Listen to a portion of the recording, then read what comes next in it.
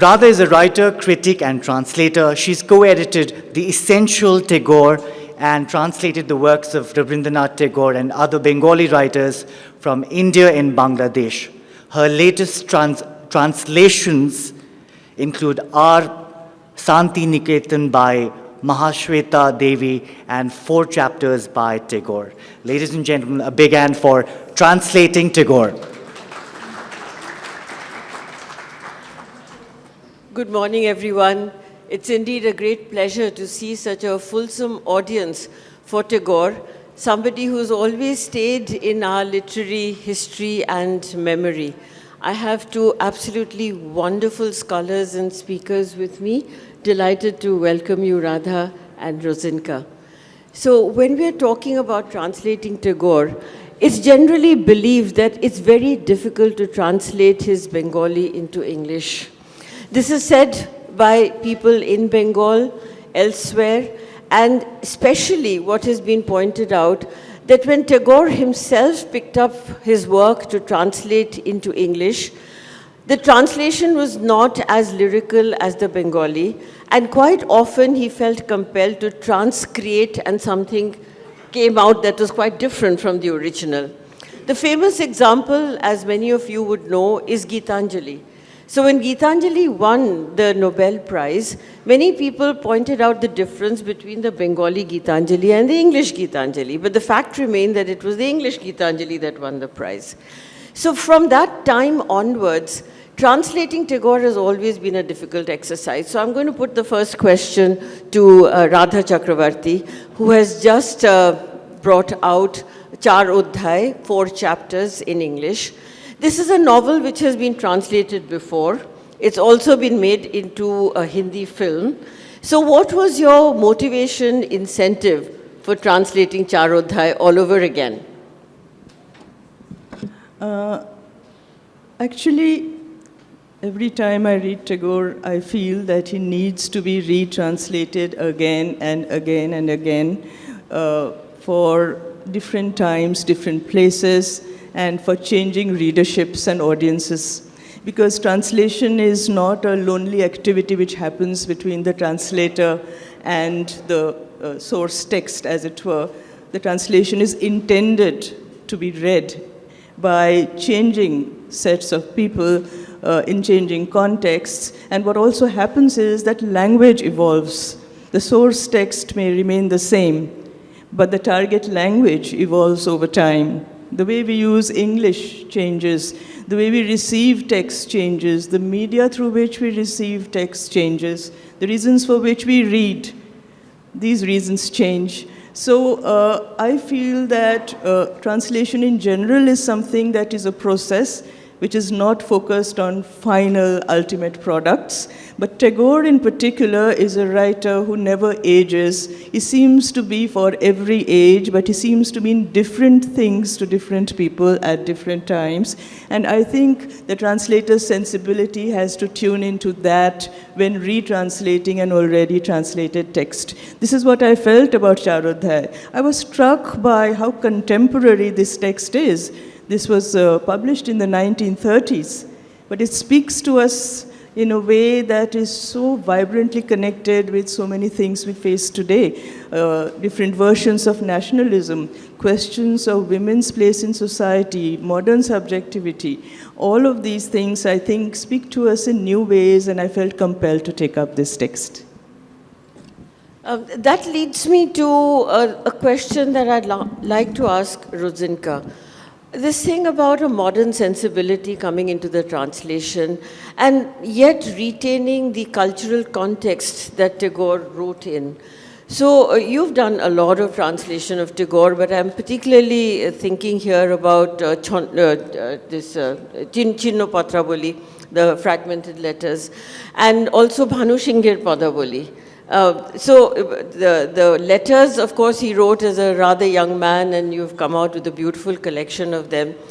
The songs, the Bhanushingher Padaboli was not even written in Bangla. It was written in some kind of an imagined language which some people thought was Maithili. So when you're dealing with primary texts of Tagore in such formats, What is your thought on making it contemporary, and what is your particular sensibility that goes into it? So I've translated the Chinno Patrabuli, not Bhanushingir Padabuli actually. Not that I remember, but I have done the letters, and the letters are Rabindranath writing as a very young man. Prose, I think you would agree, Radha, presents a different problem for translators than poetry. It is the poetry actually, which was your first question to start with, which is actually the more difficult to translate. I've written about this. This is, I think, at least, primarily because Tagore uses a lot of compression. He uses a lot of alliteration and sounding words. The sound of his poetry in the Bengali is something that is very difficult to bring onto the page in English. So I have a chapter on, sort of Rabindranath as a young man in my book, The Literary Thing, in which I found the most useful way to think about what is it about the sound of Rabindranath's poetry that doesn't come into the English page. And the only thing that really helped me theorize that was Barth's notion of the rustle of language, because it really is something that you hear in the Bengali that also creates affect, of course, that then is near impossible to put onto the page in English itself. And I'm talking only about the poetry here. Bhanushingir Padabuli is a different thing altogether, because as you know, it's in an invented medieval language, but it does give you some sense of the same problems, because he's over there as well, he's making up this old language, but his own Bengali poetry was also written in a language that was quite new and very innovative in Bengali writing. He followed Bunkim Chandra and others, as you know, and he did something completely different with the language. So these are some of the reasons for some of the difficulty with the poetry, at least. So Radha dealt with the prose. I thought I'd I really like the phrase that you picked up from Barth, the rustle of language. And it makes one aware that language is not something that is static. And that even when an author is writing over the long period of time that Rabindranath did, the quality of his language, the texture of his words, sentences, paragraphs changes. And because he wrote across genres, I completely agree with you that there are different kinds of challenges that a translator faces when the text is fiction, or when the text is poetry, or in the translation that you've done of letters. Even that creates another particular kind of a challenge. Radha, to go back to your new book, which will be released at the end of the session today, the introduction is very beautifully expressive of what is the philosophical thinking on aesthetics between the West and the East. You have a mention there that when Tagore is writing, he's talking of emotions. And you use the word hridoy, heart, as compared to the philosophy of reason that comes out from Western ways of looking at aesthetics. Would you like to elaborate that a little more in the context of your translation? Yes, I think this goes to the heart of the book, because the dialectic in the book is between reason and what I have referred to as hridoy, or the heart, a phrase, an expression I've actually encountered in the work of Dipesh Chakravarty, writing about Tagore and writing about translations. The central dialectic in this text is actually between this woman, the central character Ella, who has a tussle between her sense of duty and she comes under the charismatic spell of the political activist Indranath, who is a militant nationalist during the independence struggle. And at the same time, she falls in love with a young man who has also joined the struggle, inspired by her. But eventually when she and Atin, the young man, become disenchanted with the machinations of the leader Indranath, she faces this tussle between the cold-blooded reason that Indranath, the scientific man, embodies, and the desires of the heart, which women are always conditioned to repress. And that becomes the central drama, and the woman's psyche becomes the stage where these conflicts are played out. And this is where we see eventually how, for the lovers, the heart wins in the end, and there is this kind of offsetting of the Western ideal of reason and the idea of affect, emotion, desire, and the articulation of that, and an aesthetics that prioritizes this. And this is what I think comes through also, Rosinka, in the poetry, even more than in the prose. And incidentally, talking of Bhanusingher Padaboli, I have recently published a couple of songs in translation. It's part of a larger collection, so maybe not widely circulated yet, but I did encounter precisely the kind of difficulties you were mentioning, and there was also the joy of recreating these songs, because I realized that translation becomes transcreation, and I think that's the only way you can engage with translating Tagore meaningfully. That is something that makes us consider the larger context of Tagore. And Rosinka, this very important book that you've written, The Literary Thing, History, Poetry, and the Making of a Modern Cultural Sphere. Now that's a very large and comprehensive project. And do you still think that Tagore retains a central position for you in that map? And if so, in what way?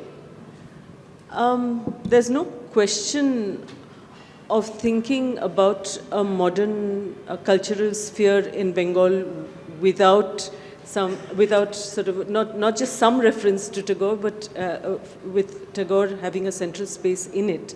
My book, however, ends with a very young Rabindranath at the age of 17 when he writes Nichhore Shapnobhango, because the period I'm looking at is actually the 19th century. So I couldn't, because Tagore's works, of course, go into the 20th, and also he didn't I wanted to focus on the period preceding him, because Bengalis are, and sort of people who are generally interested in Indian literature, know much more about Rabindranath, about all of that. So the original intention actually had been to look at the forgotten poets who paved the way for him. No poet is born, in a void or a vacuum. So I wanted to bring that particular literary sphere into focus through episodes of, that animated the 19th century. But I found, in fact, that I couldn't, in the end, avoid bringing him in. So I had to, which is why I brought him in the last chapter, and dealt with him sort of finding his lyric voice through the Padaboli, through Bihari Lal Chakravarty's verse, through developing his own sense of what he wanted to do with the poetic form, which is what the book ends with, because then there's a different story to tell. I mean, the later story is a different story and can be told someday, but there is no question that Tagore is central to it, absolutely. So both of you have featured in the book Essential Tagore, which was edited by Radha Chakravarty and Fakhrul Alam and was nominated the Best Book of the Year 2011 by Matha Newspaper. So you've discovered yourself as translators of Tagore at a very early stage of your academic and professional careers. This is a very short session, and I don't want to deprive the audience of having an occasion to ask you questions. So a few minutes are available.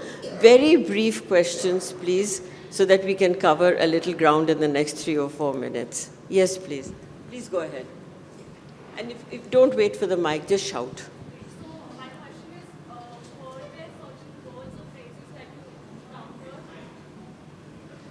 Good morning. My question is, were there certain words or phrases that you encountered that had cultural connotations or nuances to it, so that you couldn't or you did not translate them to another language? Go ahead, Radha. Yes, this always happens. And it's always a struggle, and it's always a challenge.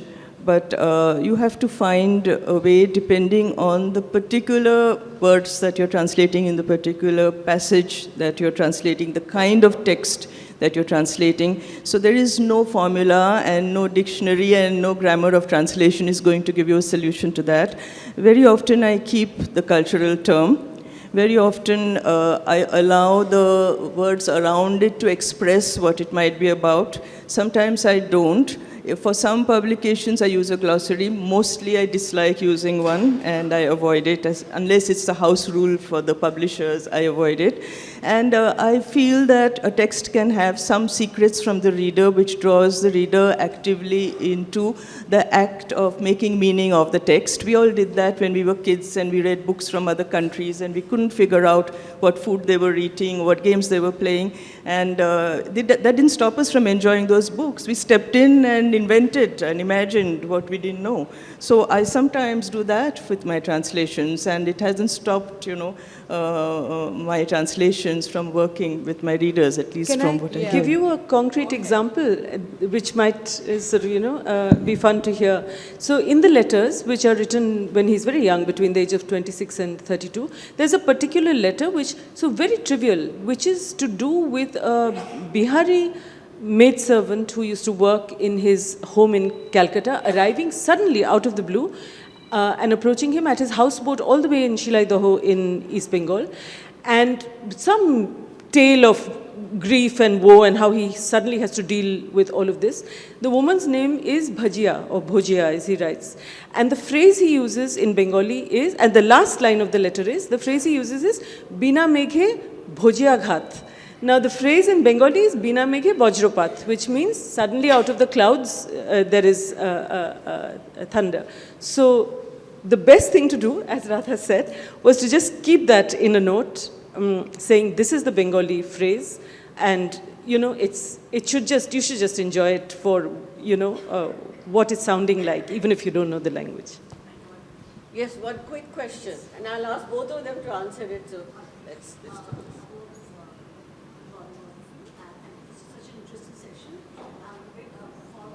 Is there a mic?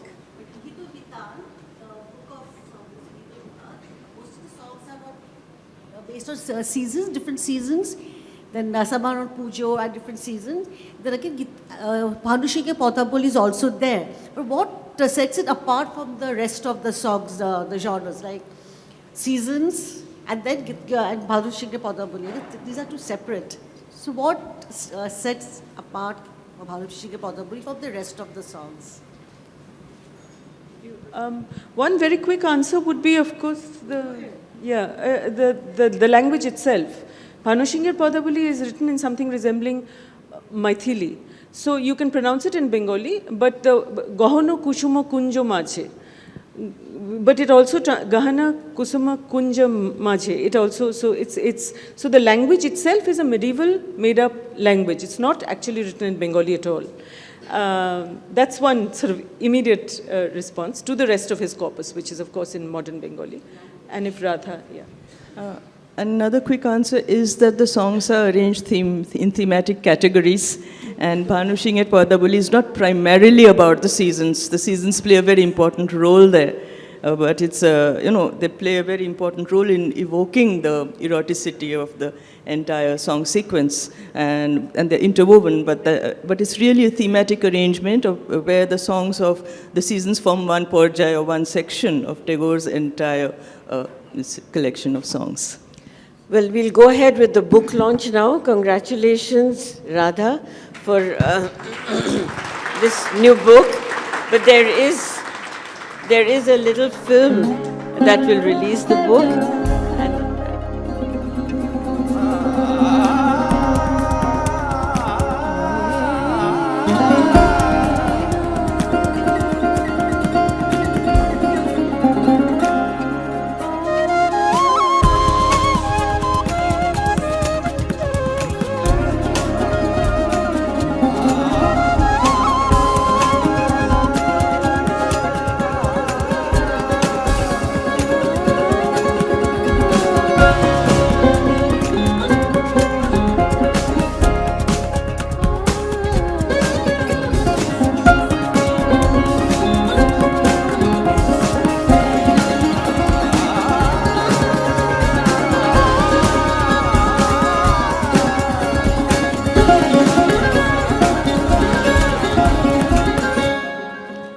Well, thank you very much, Radha and Rosinka, for that wonderful session and for revealing your secrets. I'm sure there are many people in the audience who are translators and aspiring to pick up some new work, and you've given them some happy clues. So thank you to the audience for being so attentive and interested in the subject.